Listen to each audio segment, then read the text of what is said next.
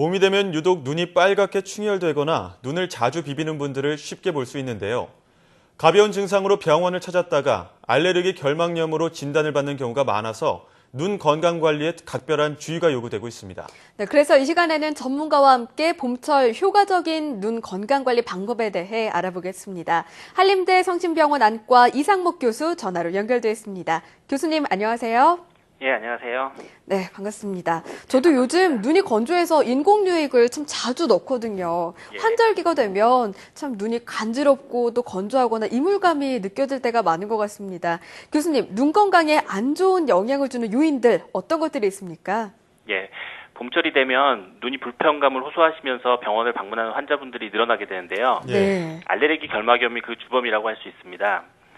봄이 되면서 공기 중에 꽃가루가 많아지고 그리고 날씨가 따뜻해지면서 야외 활동이 늘어나게 되기 때문에 이처럼 알레르기를 일으키는 항원에 대한 노출되는 빈도가 늘어나게 되면서 이러한 알레르기가 많이 생기게 되는 것으로 알려져 있고요.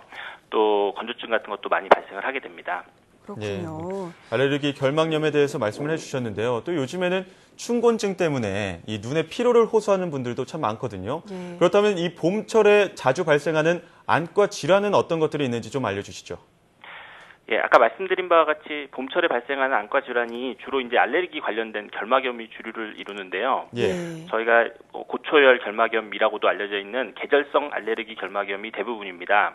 하지만 훨씬 같은 알레르기 계통이지만 훨씬 심한 증상을 호소하는 그리고 또 검은 결막뿐만 아니라 검은 동자에까지 염증을 일으키는 봄철 각결막염이라는 심한 결막염도 봄에 주로 발생을 하고 있고요. 그 외에 이제 외부 활동이 많이 늘어나면서 안구 건조증을 느끼는 환자분도 많이 늘고 그리고 이물질이 눈에 들어가거나 눈을 다치는 환자분들이 늘어나게 됩니다. 그리고 한 이제 늦봄쯤 돼서 날씨가 더 따뜻해지면 그때 보통 유행성 결막염이 유행을 많이 하게 됩니다. 네, 그렇군요. 이 앞서 말씀 주셨습니다만 최근 알레르기 결막염이 많이 발생하고 있다라고 하셨는데요. 검은 동자까지도 아플 수 있다고 말씀을 주셨는데 이 알레르기 결막염에 걸리면 구체적으로 어떤 증상이 나타납니까? 예. 알레르기성 결막염의 주된 증상은 충혈과 가려움증입니다. 하지만 환자분들 중에는 가렵다고 느끼기보다는 꼭 뭐가 눈에 들어간 것 같다고 호소하시는 분도 있고 특히 눈물이 난다고 호소하시는 분들이 많이 있습니다.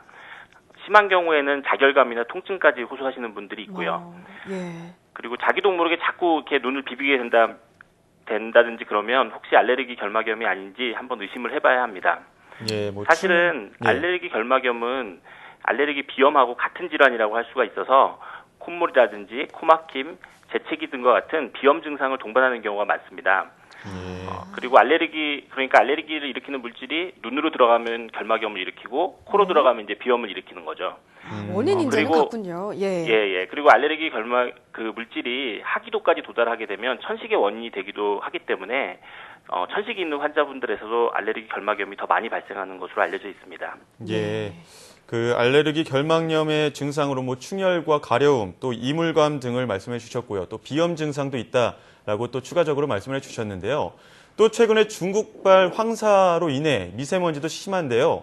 실제로 황사가 결막염이나 안구 건조증 등 안과 질환이 발생하는 데 영향을 준다고 볼 수 있을까요? 예, 그 부분은 최근에 사실 굉장히 핫 이슈가 되고 있는 부분인데요. 아직 명확하게 기전이 밝혀져 있지는 않습니다. 이제 황사가 이제 사실은 굉장히 다양한 물질들의 조합이기 때문에 실제로 의학 연구를 진행하기 좀 어려운 부분들이 있고요. 그렇지만 최근 들어서 이러한 이제 그 황사가 우리 몸에 미치는 영향에 대한 연구 결과들이 조금씩 나오고 있는데요.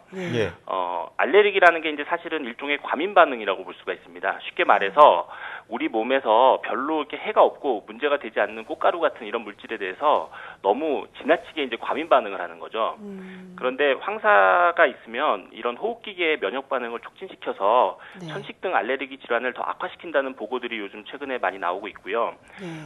또 결막염과 관련해서는 대만에서 나온 연구가 있는데 황사가 불 때 학동기 아동이 알레르기 결막염 증상으로 안과를 방문하는 빈도가 한 10% 정도 높아진다고 보고를 하고 있습니다.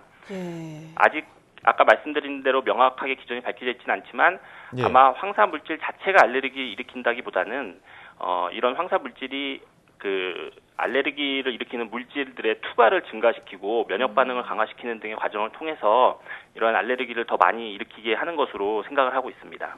네, 또 앞서 비염, 천식, 결막염 이런 원인 인자가 같다고 하신 것처럼 황사가 있으면 저희가 숨을 들이마시면서 먼지를 예. 마시잖아요. 또 그게 또 함께 이어지는 게 아닌가 싶네요. 그렇죠. 예, 그런 부분도 같이 연관이 있을 수 있습니다. 네. 네, 그렇다면 교수님 아무래도 좀 눈이 가렵다 보니까 해소하기 위해서 소금물로 눈을 씻으면 좋다. 또 이런 이야기도 돌고요. 냉찜질로 이렇게 임시방편으로 해결하는 분들도 있는데 이게 눈에 해롭지는 않을지 첫 번째 궁금하고요.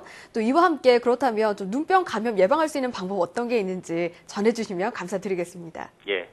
알레르기 결막염 치료에서 사실 가장 중요한 부분은 눈을 예. 비비지 말아야 한다는 점입니다. 예. 이게 눈을 비비게 되면 저희가 이제 알레르기에서 중추적인 역할을 하는 히스타민이라는 물질이 있는데 예. 이 물질을 분비하는 비만 세포를 파열을 시켜서 궁극적으로는 히스타민이 더 많이 나오게 해서 결막염을 악화시키게 됩니다. 예. 근데 이제 많은 환자들이 사실 시원하게 느끼기 때문에 이 비비게 되는데요. 그것은 이제 통각을 자극해서 오히려 상대적으로 가려움을 느끼는 감각을 좀 일시적으로 이렇게 덜 느끼게 하는 거지 실제로는 더 악화시키는 효과가 있습니다.